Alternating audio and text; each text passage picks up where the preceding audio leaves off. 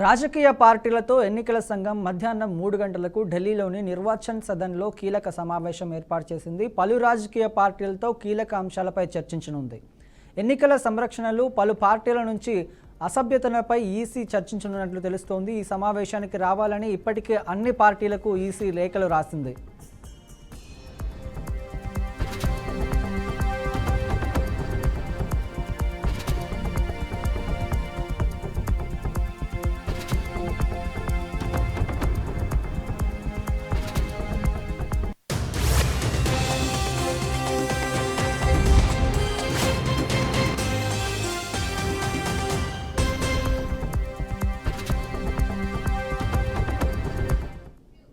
ఇదే అంశానికి సంబంధించిన మరింత సమాచారం మా ప్రతినిధి రాజు అందిస్తారు. రాజు, క్రమం రాజకీయ పార్టీలతో ఎన్నికల సంఘం సంబంధించి ఈ రోజు మధ్యాహ్నం 3 గంటలకైతే ఢిల్లీలోని నిర్వచన సదన్లో కీలక సమావేశం ఏర్పాటు చేశారు. అయితే దీనికి సంబంధించి ఇప్పటికే దేశవ్యాప్తంగా ఉన్న అన్ని రాజకీయ పార్టీలకు సంబంధించి కూడా సమాచారం అందింది. ఎందుకంటే రాజకీయ పార్టీలకు సంబంధించి ఏవైతే ఇప్పటి వరకు కంప్లైంట్స్ ఉన్నాయో ఈసీ దగ్గర వాటన్నిటిపై కూడా చర్చించున్నారు. మొత్తం దీనికి సంబంధించి పూర్తి స్థాయిలో కూడా ఒక కీలక అంశాలపై కూడా చర్చ జరుగుతున్న నేపథ్యంలోనే ఎన్నికలకు సంబంధించి సంస్కరణలు కావచ్చు, లేకపోతే పలు పార్టీలకు సంబంధించిన అభ్యర్థనలపై ఈసీ కూడా చర్చిస్తుందని తెలుస్తుంది. సమావేశానికి రావాలంటూ ఇప్పటికే అన్ని రాజకీయ పార్టీలకి కూడా సమాచారం అందించింది. అయితే ఇప్పటికే ఈసీ దగ్గరికి ఏవైతే ఫిర్యాదులు చేస్తారో ఏపీకి సంబంధించి వైఎస్ఆర్ కాంగ్రెస్ పార్టీ కావచ్చు, లేకపోతే అక్కడ తమిళనాడుకు సంబంధించి అదేవిధంగా తెలంగాణలో కూడా బీఆర్ఎస్ ఇప్పటికే కూడా ఈసీకి సంబంధించి పలు ఫిర్యాదులు చేస్తుంది. వీటన్నిటిపైన కూడా కూలంకుషంగా చర్చించనున్నారని మాత్రం తెలుస్తుంది. అయితే ఇప్పటికీ బీఆర్ఎస్ పార్టీకి సంబంధించి బృందం కూడా ఢిల్లీకి చేరుకుంది. అదేవిధంగా ఇక్కడ మిగతా రాజకీయ పార్టీలు ఏవైతే మిగతా రాష్ట్రాల్లో ఉన్నాయో వాటన్నిటిలో కూడా ఈ రోజు అయితే చేరుకోబోతున్నాయి. అయితే ఒక్కరే అధికార పార్టీలు అదేవిధంగా ప్రతిపక్షాలే కాకుండా మొత్తం అన్ని రాజకీయ పార్టీలకు కూడా కేంద్ర ఎన్నికల సంఘం అయితే పిలుపునిచ్చింది. ఈ ఎన్నికల సంఘానికి సంబంధించినంత వరకు, ఎందుకంటే త్వరలో రాబోతున్న కొన్ని రాష్ట్రాలకు ఎన్నికలు రాబోతున్న 2026, అదేవిధంగా దాంతో పాటు ఏదైతే ఇక్కడ సంబంధించినంత వరకు రాజకీయ పార్టీల అభ్యర్థులు ఉన్నాయి వాటిని పూర్తి స్థాయిలో కూడా తెలుసుకొని దాని పరిష్కార దిశగా అడుగులు వేయాలంటూ కూడా ఆలోచన చేస్తుంది. మొత్తానికి 3 గంటలకి ప్రారంభం కాబోతున్న ఈ యొక్క ఎన్నికల సమావేశం మాత్రం కీలక అంశాలు చర్చలోకి రాబోతున్నాయనే విషయం మాత్రం చాలా స్పష్టంగా అర్థమవుతుంది. బ్రహ్మ, అయితే రాజు, అన్ని పార్టీలు హాజరయ్యే అవకాశాలు అయితే ఉన్నాయా రాజు? ప్రస్తుతానికైతే మొత్తం అన్ని పార్టీలకు కూడా ఎన్నికల సంఘం అయితే ఇప్పటికే సమాచారం అయితే ఇవ్వడం జరిగింది. దీనికి సంబంధించి అన్ని రాజకీయ పార్టీలు అంటే ఆల్మోస్ట్ 90% అన్ని రాజకీయ పార్టీలు కూడా హాజరయ్యే అవకాశాలు చాలా స్పష్టంగా కనిపిస్తున్నాయి. ఎందుకంటే దేశవ్యాప్తంగా ఉన్న అన్ని రాజకీయ పార్టీలు ఏవైతే గుర్తింపు పొందిన రాజకీయ పార్టీలు ఉన్నాయో వీటన్నిటికి కూడా ఇప్పటికే ప్రతిసారి కూడా ఎన్నికల సంఘం దగ్గరికి వెళ్ళటం, వాళ్ళ యొక్క సమస్యలు ఏవైతే ఉన్నాయో, వాళ్ళ అభ్యంతరాలు ఏవైతే ఉన్నాయో వాటన్నిటిని కూడా పూర్తి స్థాయిలో కూడా ఎన్నికల సంఘం పరిష్కరించాలంటూ కూడా వాళ్ళు ఇప్పటికే చాలా సార్లు కూడా ఫిర్యాదులు చేసుకున్నారు. అంటే ఇప్పుడు ప్రస్తుతం అన్ని పార్టీలు కూడా ఫిర్యాదులు చేశాయి. దానికి సంబంధించి ఇప్పటికే పెండింగ్స్ లో చాలా ఫిర్యాదులు కూడా అలాగే ఉండిపోయాయి కనుక దాని మీద చర్చ జరగబోతుంది. ఎందుకంటే ఎన్నికల సంఘం పూర్తి స్థాయిలో పారదర్శకంగా వెళ్ళాలి కనుక పారదర్శకానికి నిదర్శనంగానే ఈరోజు సమావేశం ఏర్పాటు చేస్తాం. మొత్తం ఎవరెవరికి ఎటువంటి అభ్యర్థులు ఉన్నాయి, అభ్యంతరాలు ఉన్నాయి వాటన్నిటిని కూడా పూర్తిగా ఎన్నికల సంఘం దగ్గరికి మాత్రం తీసుకురాగలిగితే దాని పరిష్కార దిశగా కూడా అడుగులు వేస్తామంటూ కూడా చెప్తున్నారు కనుక తప్పకుండా అన్ని రాజకీయ పార్టీలు వెళ్తారు. అంటే పార్టీ ముఖ్య నాయకులు కంపల్సరిగా వెళ్తారనేది మాత్రం తెలుస్తుంది. ఎందుకంటే పార్టీ అధ్యక్షులు కాకపోయినప్పటికీ కూడా పార్టీకి సంబంధించి ముఖ్య నేతలు ఎవరైతే ఉన్నారో వీళ్ళని మాత్రం పంపించే అవకాశం కనిపిస్తుంది. అక్కడ ఉత్తరప్రదేశ్ నుంచి కావచ్చు, లేకపోతే బీహార్, జార్ఖండ్ నుంచి కావచ్చు, ఛత్తీస్గఢ్ కూడా, ఒడిశా నుంచి కూడా మొత్తం అన్ని రాష్ట్రాలకు సంబంధించి కూడా కీలకంగా కొన్ని అంశాలు చర్చించబోతున్నట్లుగా కూడా ఎన్నికల సంఘం ఇప్పటికే సమాచారం అందించింది కనుక ఆ నేపథ్యంలోనే పూర్తిగా అన్ని రాజకీయ పార్టీలు కూడా హాజరు కావాలంటున్నారు. ఇప్పుడు తమిళనాడుకు సంబంధించినంత వరకు కూడా ఏదైతే ఎన్డీఏతో ఏదైతే భాగస్వామ్యం ఉన్నాయో భాగస్వామ్య పార్టీలు కూడా ఈ రోజు అయితే రాబోతున్నాయి. ఎందుకంటే దానికి సంబంధించి కూడా ఎన్నికల సమయంలో కానీ లేకపోతే ఎన్నికల ముందు కానీ ఏవైతే వాళ్ళకి అభ్యంతరాలు ఉన్నాయో వాటన్నిటిని కూడా పూర్తి స్థాయిలో కూడా ఎన్నికల సంఘం ముందు పెట్టాలంటూ కూడా ఆలోచిస్తున్న నేపథ్యంలోనే మొత్తం ఈ రోజు సాయంత్రం 3 గంటలకు ప్రారంభం కాబోతున్న ఈ యొక్క ఎన్నికల సంఘం ముఖ్య సమావేశానికి మాత్రం మొత్తం దేశవ్యాప్తంగా ఉన్న అన్ని రాజకీయ పార్టీలు కూడా పూర్తిగా హాజరవుతాయనేది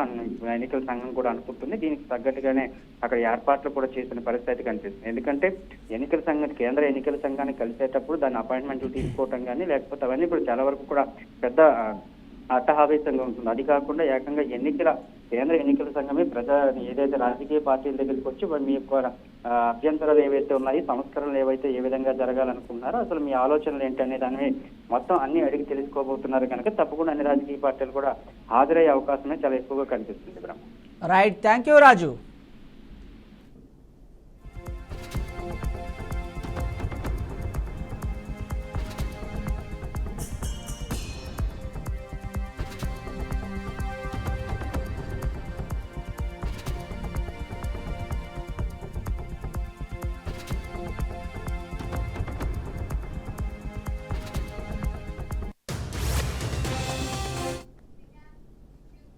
అచ్చంపేట మాజీ ఎమ్మెల్యే గువ్వల బాలరాజు బీఆర్ఎస్ పార్టీకి రాజీనామా చేశారు. తన రాజీనామాను ఫ్యాక్స్ ద్వారా పార్టీ అధినేత కేసీఆర్కు నిన్న పంపించారు.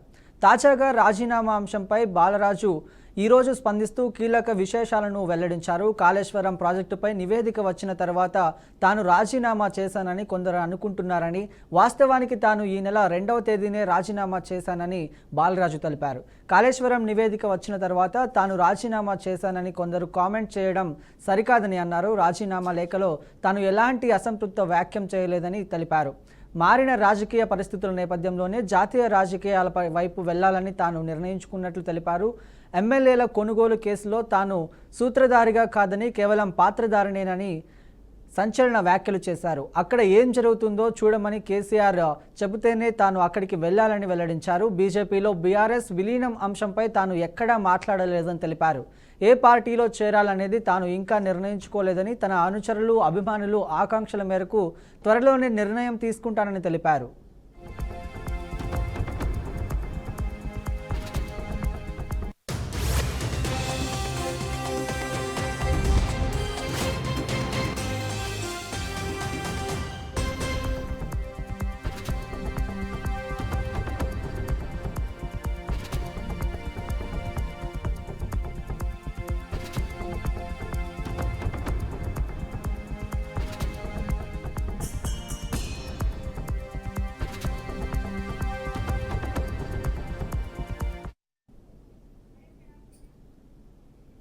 ఆంధ్రప్రదేశ్ రాజధాని అమరావతిలో స్విస్ ఛాలెంజ్ విధానంలో స్టార్టప్ ప్రాజెక్టుల విషయంలో ముందుకు రాలేమని సింగపూర్ సంస్థల కాన్షిలియం స్పష్టం చేసింది. అయితే సాంకేతిక సహకారం అందిస్తామని వెల్లడించిందని రాష్ట్ర పురపాలక పట్టణాభివృద్ధి శాఖ మంత్రి పొంగునూరు నారాయణ తెలిపారు.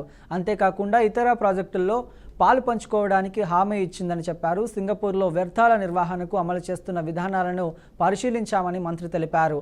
రాజధాని నిర్మాణాలపై 2014-19 మధ్య టీడీపీ ప్రభుత్వం సింగపూర్ సంస్థల కాన్వీనియంతో చేసుకున్న ఒప్పందాలను గత వైసీపీ ప్రభుత్వం రద్దు చేయడమే కాకుండా సిఐడి అధికారులు సింగపూర్ పంపి ప్రాజెక్టులపై ఒప్పందాలు చేసుకున్న సంస్థలను వివరణ పేరుతో వేధించిందని మండిపడ్డారు. సిఐడి అధికారుల విచారణతో సింగపూర్ ప్రభుత్వం తీవ్ర వేదనకు గురైందని తెలిపారు.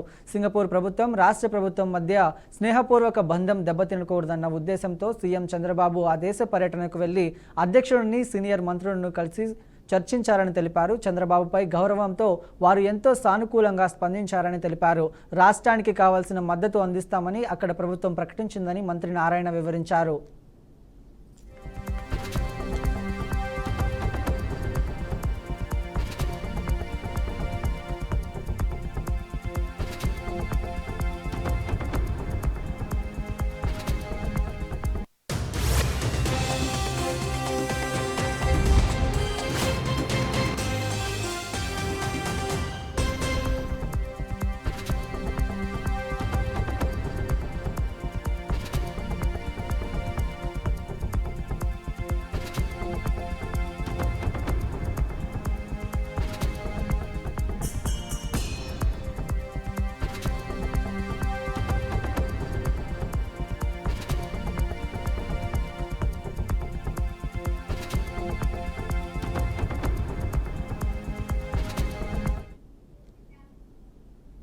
దేశ రాజధాని ఢిల్లీలో కాంగ్రెస్ పార్టీ 3 రోజుల పాటు ఆందోళన చేపట్టనుంది. ఈ క్రమంలో ఇవాళ తెలంగాణ సీఎం రేవంత్ రెడ్డి ఢిల్లీ వెళ్లనున్నారు.